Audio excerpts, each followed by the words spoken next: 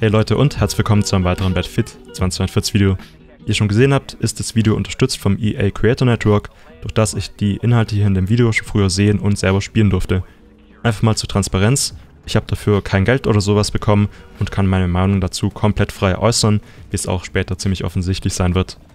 Am Montagnachmittag gab es ein großes Event mit vielen Battlefield-Creatoren und Journalisten, wo wir erstmal alle Informationen zu Season 1 bekommen haben und danach durften wir ca. 3 Stunden die neuen Inhalte spielen und zum Schluss gab es auch noch ein Q&A. Kommen wir erstmal zu den groben Informationen zu Season 1. Sie heißt Zero Hour und wird am Donnerstag, den 9. Juni releasen. Die größten Inhalte, die mit Season 1 ins Spiel kommen, sind die Map Exposure, die in Kanada gesettet ist, 2 neue Waffen, namentlich die BSVM, die eine modernere Version der AS-Fall ist, und der R9 Crossbow, den man so ähnlich aus BF3 schon kennt. Außerdem kommen noch 2 neue Stealth-Hedis ins Spiel, die ich ja schon mal vorgestellt hatte. Ebenfalls kommt auch ein neues Gadget, und zwar ein Rauchgranatenwerfer und als neuer Spezialist die Spezialistin Liz, die als Fähigkeit eine Raketenwaffe hat. Außerdem kommt natürlich noch ein Battle Pass, der Ingame Store und ebenfalls ein Patch ins Spiel, der schon heute Morgen live ging. Also lasst uns direkt mal mit diesem Patch einsteigen. Die Patch Notes sind ziemlich lang und haben viele kleine Fixes drin, also werde ich hier nur mal kurz die wichtigsten Sachen zusammenfassen. Erstens wurden XP-Boni hinzugefügt, wie man die aus vorherigen Teilen kannte, und zwar für Squad XP, für Heilung, Wiederbelebung und Co. Dabei bekommt man dann zum Beispiel 75 XP von den Reds anstatt 50 XP. Es gibt einen Headshot-Bonus, einen Triple-Kill-Bonus, einen Smoke-Assist, wenn Teammates jemanden heilen oder killen in deiner Smoke-Granate drin, einen Soflam-Assist und einen Fahrzeug-Assist. Die PBX SMG lädt anstatt 3,1 nur noch 2,3 Sekunden nach, was sie jetzt deutlich nützlicher macht. Die Hitrack wurde verbessert. Ich habe davon jetzt nicht allzu viel bemerkt, aber es fühlt sich so an, als wäre die TTK deutlich niedriger und man stirbt einfach extrem schnell teilweise. Es gibt jetzt mehr Transportfahrzeuge auf den Conquest Maps und dafür kann es nur noch ein Luftangriffsfahrzeug gleichzeitig aktiv sein pro Team, und zwar in Conquest und Breakthrough, aber nicht auf den Portal-Karten und auf Breakaway. Man kann jetzt relativ konsistent Luftfahrzeuge grappeln, man hat im Heli jetzt eine richtige Anzeige, von wo aus man gelockt wird, und man kann jetzt mit Bots im Squad sein im Solo-Koop-Modus, und damit wäre dann auch geklärt, warum deren Icons in den Dateien gefunden wurden. Der Patch müsste jetzt eigentlich schon draußen sein, wenn ihr das Video hier seht, also um 10 Uhr müsste der, glaube ich, rauskommen. Und wir gehen direkt schon mal weiter zum tatsächlichen Content der Season 1 und meiner Meinung dazu. Erstens die Map. Die Map trägt den Namen Exposure und spielt in einem kanadischen Gebirge. Als Gebiete gibt es hier den Gipfel des Berges, wo einige Gebäude und Radarstationen stehen, ein kleines Tunnelsystem und daran angeschlossen dieses Gebäude, was ein bisschen aussieht wie die Basis von einem James Bond Bösewicht, und dann noch das Tal, wo eher wenig los ist. Wie sich die Map spielt, unterscheidet sich ziemlich stark zwischen den beiden Modi, die wir spielen konnten, Conquest 64 Spieler und Breakthrough 64 Spieler. In Breakthrough fand ich die Map tatsächlich gar nicht so schlecht. Man fängt als Angreifer erstmal hier oben auf dem Berg an und muss eine Flagge bei diesen Radarstationen einnehmen. Anschließend springt man den Abhang hier runter und greift 2 Punkte innerhalb des Berges an. Danach geht es dann über diese Ziplines oder einen Aufzug wieder nach oben, wo man nochmal eine Flagge in einem Gebäude einnehmen muss, und wenn man das schafft, hat man die Runde gewonnen. Die Map ist in einigen Aspekten besser designt als die anderen 2042 Karten, unter anderem mit mehr Cover und einfach interessanterem Map-Design, und hat mir persönlich daher mehr Spaß gemacht. Sie hat aber auch einige Probleme, zum Beispiel gibt es über diesen Gebäuden einen Bergabhang und da können sich an einigen Stellen Leute einfach hincampen und eine extrem gute Position haben. Auch sehr nervig ist diese Stelle zwischen 2 Sektoren, bei der die Angreifer diese Ziplines hier hochfahren müssen. Da können die Verteidiger sich ganz einfach hinsetzen und schön jeden, der da hochfährt, abfarmen. Es gibt zwar auch noch einen anderen Weg über diesen Aufzug, aber der ist etwas länger und ich glaube nicht, dass da so viele Leute es auch blicken werden und tatsächlich diesen Weg nehmen. Auch die inneren Gebiete können suboptimal sein, weil sie ziemlich schnell in kompletten Clusterfuck ausarten können. Es gibt aber auch ein paar Flanking-Möglichkeiten, also wenn ihr Maps wie Metro, Locker, einige BF1-Maps oder den Grind-Modus aus BF5 mochtet, dann könnte das was für euch sein. Was mir auch nicht gefallen hat, war der Transport-Heli, den die Angreifer haben. Der ist ja, wie die meisten wissen, ziemlich OP seit einiger Zeit. Und in dem Modus auf der Map wird es einfach extrem offensichtlich, weil es einfach ultra schwer ist, den zu killen und er selbst ohne gutes Loadout oder eine volle Crew einfach so viel Schaden anrichten konnte in dem Playtest und auch einfach die komplette Runde entschieden hat. Insgesamt würde ich sagen, dass man die Map in Breakthrough schon ganz gut spielen kann, ist aber jetzt keine Map, bei der ich sagen würde, dass sie auf dem Niveau ist wie Karten aus vorherigen Spielen. Bei der Conquest-Karte sieht es dann aber ziemlich anders aus, die finde ich nämlich als Infanterist beinahe unspielbar. Wenn man sich die Map mal ansieht, ist ja ziemlich offensichtlich, dass hier ein ziemlicher Höhenunterschied besteht zwischen den Flaggen im Tal und denen im oberen Gebiet. Das hat in meiner Erfahrung sehr stark dazu geführt, dass Leute ganz gerne oben saßen und dann einfach ins Tal runtergeschossen haben, wo die Spieler dann einfach gar nichts machen konnten, weil es da jetzt auch nicht unbedingt gutes Cover gibt, was dann auch noch zusammenkommt mit den Damage-Änderungen, die vor ein paar Wochen reinkamen, die ja alle Waffen auf Distanz besser gemacht haben. Aus dem Grund existiert auf der Map deswegen auch mal wieder kaum Map-Flow. Das einzige Gebiet, was tatsächlich spielbar ist für Infanteristen, ist das innere Gebiet. Das ist aber eher ein kleiner Abschnitt und hat in sich keinen Flow, wie jetzt eine Map wie Locker oder sowas hätte. Das heißt, wenn ihr euch da aufhalten wollt, könnte es ziemlich langweilig werden und ihr sitzt halt oft einfach schon auf eingenommenen Flaggen rum und wartet, dass Gegner kommen. In Conquest ist die Map einfach wirklich nicht gut und selbst im Layout ohne das Tal würde es nicht fixen. Wir haben den Modus in 64 Spieler Conquest gespielt, also wie sie in 128 Spieler aussieht, kann ich euch noch nicht sagen. Die Map würde ich jetzt insgesamt also nicht als großen Gewinn verbuchen und vor allem ist sie halt absolut nicht das, was das Spiel eigentlich bräuchte. Was ich und andere ja schon die ganze Zeit eigentlich wollen, sind Karten wie Sand Crossing, Grand Bazaar, Strike at Karkand, Sharky Peninsula und Co., die einen viel größeren Infanteriefokus haben und auch tatsächlich urbane Gebiete haben, was in 2040 ja bis jetzt eigentlich gar nicht existiert. Und auch wenn die Map jetzt unbedingt ins Spiel kommen musste, warum hat man da nicht einfach für das innere Gebiet ein Layout wie zum Beispiel Locker hergenommen und es wirklich einfach copy-pastet, damit die Infanteristen einfach eine Map haben, die gut für sie ist und vielleicht können dann die Heli-Spieler und sowas einfach draußen ihr Ding machen und es halt so ein bisschen abgeschlossen dann, was ja eigentlich gerade auch bei diesen 128er Modi perfekt funktionieren würde. So viel mal dann zu der neuen Map und wir kommen zum zweiten Punkt, den Waffen. Wie bereits erwähnt, kommen zwei neue Waffen ins Spiel. Die erste ist die BSVM, die eine modernere Version der AS-Val ist, die man aus vielen anderen Spielen kennt. Die Waffe ist eine DMR und hebt sich tatsächlich auch von den anderen Vanilla 2040 Waffen etwas ab. Sie ist standardmäßig schallgedämpft und kann als Alleinstellungsmerkmal sowohl im halbautomatischen als auch im vollautomatischen Modus gut genutzt werden, was sie ziemlich vielseitig machen soll. Ich finde, die Waffe macht auf jeden Fall Spaß zu spielen. Sie ist etwas anders als die meisten anderen ähnlichen Waffen, weil sie eine ziemlich hohe Feuerrate und dafür ein relativ kleines Magazin mit maximal 31 Schuss hat. Von der Balance her ist es schwer zu sagen, wie gut sie im Vergleich zu anderen Waffen ist, aber sie hat auf jeden Fall kompetent gewirkt. Das größte Problem an der Waffe ist aber auf jeden Fall das kleine Magazin, denn damit kann man halt einfach viel weniger Gegner holen, wie es zum Beispiel mit einer M5 oder mit einer Scar hier halt einfach 50 Schuss haben. Demnächst werde ich dann vermutlich auch einen Guide zu der Waffe machen, also wenn ihr das nicht verpassen wollt, lasst gerne einen Sub da. Aber ein Punkt, der bei der Waffe etwas kritisch ist, dass die AS-Val schon gibt in dem Spiel, und zwar in Battlefield 3 Portal. Wie man sieht, sind die Modelle zwar ein bisschen unterschiedlich und soweit ich das einschätzen kann, sind die auch von den Stats sehr anders, aber muss halt wirklich so die erste Waffe, die neu ins Spiel kommt, einfach eine sein, die schon so ähnlich im Spiel drin ist. Also hätten die jetzt dann nicht einfach eine andere Waffe nehmen können oder einfach eine, die jetzt schon für die nächsten Seasons fertig ist oder sowas. Also das ist halt einfach ein bisschen, ja, komische Entscheidung.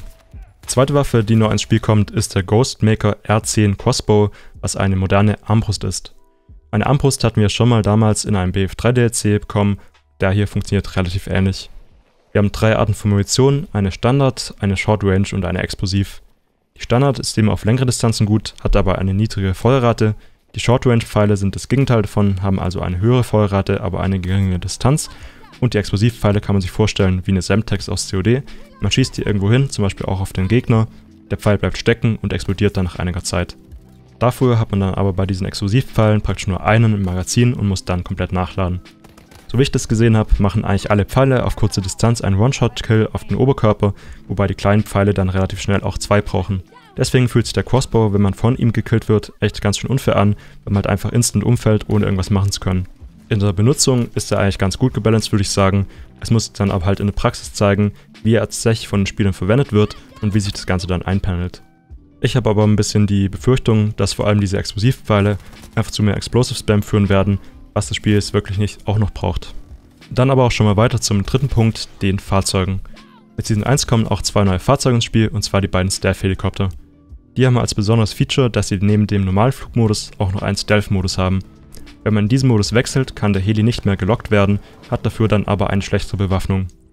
Ich konnte die beiden Helis leider nur kurz spielen, weil die Leute da übelst drauf geeiert haben, aber aus der Zeit, die ich gespielt habe, würde ich sagen, dass die Helis als Pilot eigentlich ziemlich gut sind.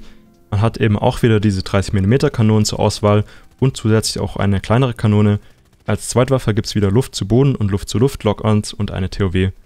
Wenn man dann in den Stealth-Modus wechselt, bekommt man anstatt den beiden Waffen eine Bombe, die man abwerfen kann.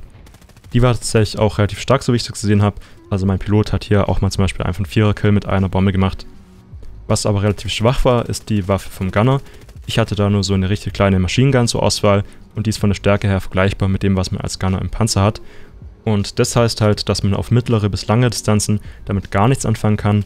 Und wenn man tatsächlich Kills damit machen will, muss man wirklich so maximal 10 bis 20 Meter von den Gegnern entfernt sein.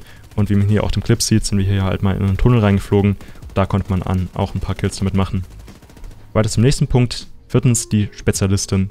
Die neue Spezialistin heißt Evelina Liss und als Gadget hat sie ein bisschen anders, als wir erwartet hatten, einen Raketenwerfer, der praktisch wie eine TV-Rakete funktioniert.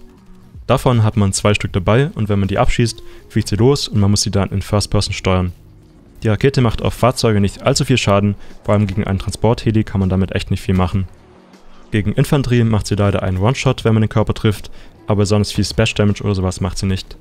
Ihr Trade markiert im Prinzip einfach Fahrzeuge, die schon angehittet sind und das deutet, glaube ich, auch so ein bisschen auf ihre Rolle hin. Sie ist vor allem gut, um Fahrzeuge zu finishen, die schon zum Beispiel von der Lock-On oder sowas angehittet sind und dann versuchen abzuhauen. In der Rolle könnte sie dann tatsächlich auch ziemlich nützlich sein, weil das passiert ja extrem oft, dass zum Beispiel jetzt ein Attack-Heli oder sowas von einer Lock-On gehittet wird und dann fliegt er halt einfach weg und versteckt sich dann hinter dem Haus und ist da relativ sicher und da könnte es halt dann einfach Liss kommen und diesen Heli dann auch noch finishen. Was auch noch relativ gefährlich sein kann, ist eben, wenn ein kompletter Server voll ist mit ihr, wie es dann eben bei unserem Playtest war oder wie es dann wahrscheinlich auch zu Season 1 Anfang sein wird. Wie man hier in dem Clip sieht, wurde ich da echt einfach permanent so mit 50 Raketen auf einmal abgeschossen. Aber ich fand tatsächlich, dass man denen eigentlich relativ gut ausweichen konnte, indem man halt einfach ein bisschen mobil bleibt und einfach nicht stehen bleibt und dann immer so ein bisschen so einmal hoch und dann wieder unerwartet runter oder links, rechts fliegt und dann kann man den eigentlich auch relativ gut ausweichen, würde ich sagen. Insgesamt ist Liss eigentlich keine schlechte Ergänzung. Das Hauptproblem, was ich aber bei ihr habe, ist, dass sie zumindest in unserem Playtest den Explosive Spam nochmal zusätzlich verstärkt hat, was vor allem in diesem inneren Bereich echt belastend war. Da flogen teilweise einfach 24/7 Granaten, Explosivpfeile und dann eben auch noch ihre RPGs und das ist halt echt einfach ein bisschen zu viel gewesen. Weiter zum nächsten Punkt, 5. sonstiger Content. Neben den schon angesprochenen Themen kommen auch noch 2 andere Sachen ins Spiel. Erstens direkt bei Release ein Rauchgranatenwerfer, der auf einmal 3 Rauchgranaten abschießt, womit man da ein ziemlich großes Gebiet versteuern kann. Das hatte ich mir ja schon länger gewünscht, weil ich das in B5 damals extrem praktisch fand und auch so ein bisschen die Map-Probleme verringern kann, indem man halt einfach zum Beispiel jetzt ein komplett offenes Gebiet einfach ein bisschen zusmoked und da kann man da auch durchpushen. Und zweitens, während Season 1 soll neuer Content und neue Funktionen für Portal kommen. Sie haben dazu noch nicht gesagt, was genau kommen soll, aber sie haben von neuen Waffen, Fahrzeugen, Modi und Features geredet. 6. Q&A. Nach dem Playtest gab es ein Q&A, bei dem alle Teilnehmer Fragen stellen konnten und dabei sind folgende Punkte rausgekommen. Waffen können nach der Season irgendwie bekommen werden, wie genau wurde aber noch nicht gesagt. Exposure wurde anscheinend gemacht, bevor Spielerfeedback eingeholt wurde, aber sie wurde praktisch dann schon so angepasst wie Kaleidoscope dann zum Beispiel auch. Bei den Map-Reworks werden alle Maps angesehen, es hat sich aber so angehört, als würde nicht jede Map überarbeitet werden. Die Fahrzeugbalance wird angesehen, das hat sich aber auch noch ein bisschen eher vage angehört, also keine Ahnung, ob da tatsächlich mal noch was passiert. Eine Profil- und Stats-Seite kommt im 2. Update zu Season 1, also vermutlich im Juli dann. Später in Season 1 kommt wie gesagt ein Portal-Update mit neuen Waffen, Fahrzeugen und neuen Programmierfeatures. Neue Spiele in Portal kommen erst später, es ist aber noch nicht festgelegt welches. Was genau sie mit dem Spezialisten-Gameplay machen, ist auch immer noch unsicher. 128 Spieler Conquest wird bleiben, es können aber auch Maps kommen, die nur 64 Spieler supporten. Season 1 dauert genau 12 Wochen, dann fängt vermutlich die Season 1 direkt auch an. Portal-Waffen kommen noch nicht in Season 1 in All Out Warfare rein, also wahrscheinlich dann erst mit dem Anfang von Season 2. Eine von meinen Fragen war, kommt ein Server Browser in All Out Warfare? Und dazu haben sie noch keine Informationen, aber das Feedback wird sich angesehen. Auf die Frage, wann die Spezialisten vom Aussehen und Co. überarbeitet werden, war die Antwort: Mit Season 1 werden die Voice Lines am Ende der Runde abgeschaltet, so wie es zum Beispiel auch in Portal war, und an den richtigen Änderungen wird gerade noch gearbeitet, kommt aber vermutlich zum Season 2 Anfang dann alles auf einmal. Wie lange ist der Support geplant? Aktuell sind eben die 4 Seasons geplant, die sagen, es ist aber noch offen, wie es hinter weitergeht. Und zuletzt war nochmal eine Frage von mir, kommen irgendwann Infanterie-Only-Maps? Und da haben sie gesagt, dass sie sich aktuell BF3-Maps zum Beispiel aus dem Close Quarters DLC anschauen, also könnte da vielleicht mal was in die Richtung kommen. Das ganze QA war relativ kurz, es war auch schon ziemlich spät, weil wir hatten einige technische Probleme mit dem Playtest und manche Leute sind einfach nicht auf Server drauf gekommen, weswegen wir dann den Playtest nochmal verlängert hatten und wir haben dann glaube ich 3 Stunden gespielt, anstatt nur 1,5 oder 2 oder so. Und dann war es irgendwie schon 10 und ja, also kann man jetzt auch nicht erwarten, dass sie dann auch nochmal 3 Stunden oder sowas hinsetzen und Fragen beantworten. Aber einige Fragen wurden, glaube ich, auch ein bisschen bewusst ignoriert. Ein paar von meinen Fragen, die nicht beantwortet wurden, waren, ob Platoons ins Spiel kommen, ob sie das Squad-System überarbeiten und ob persistente Server implementiert werden. Und das fand ich ziemlich schade, dass sie die nicht beantwortet haben. Und um dann auch mal zum Elefanten im Raum zu kommen, das Thema Contentmenge. Wie ich schon bei einem der letzten Videos erzählt hatte, fand ich es absolut unmöglich, wie wenig Content mit der Season reinkommt. Und da bin ich noch davon ausgegangen, dass mindestens 5 Waffen ins Spiel kommen. Mit einer neuen Map und 2 Waffen ist wirklich gar nichts geschafft. Das ist Content, der einen normalen Spieler vielleicht eine Woche am Spiel hält, das war's dann. Und das ist der Content, den wir nach bald 7 Monaten nach Release bekommen und der auch nochmal für 3 Monate reichen soll. Und da frage ich mich einfach, what the fuck denkt sich das eigentlich dabei?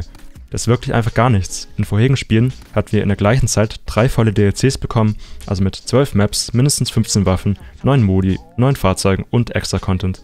Selbst bei BF4, was ja in einem ähnlich schlechten Zustand rauskam wie 2041, hatten wir innerhalb der Zeit diesen Content bekommen und das ist halt einfach nicht annehmbar und wird für das Spiel ganz einfach heißen, dass es auch weiterhin für 99% der Spieler komplett irrelevant bleiben wird.